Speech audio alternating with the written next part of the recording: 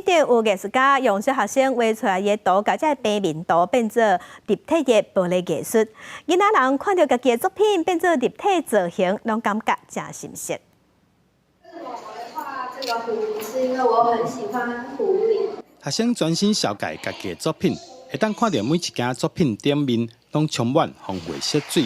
艺术家佫利用学生的创作，把原本只是平面的图，变成一件件立体的玻璃艺术品。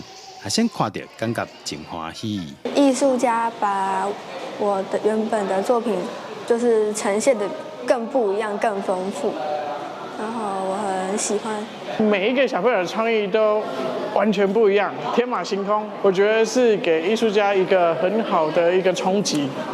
我觉得他提醒我们去想没有想过的事情。文化局表示，这摆的创作对囡仔参艺术家来讲，拢是真难得的体验。囡仔会当看到家己的作品变成玻璃艺术品展示出来，是一种鼓励。对艺术家来讲，把平面变成立体的艺术品，嘛是一项挑战。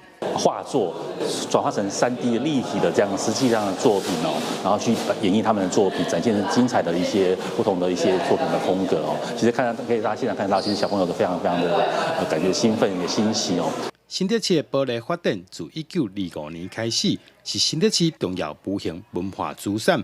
目前展览当咧玻璃工艺艺术馆展出，文化局指出，未来会继续参学校合作，推广新德的玻璃艺术文化。记者杜君和新德报道。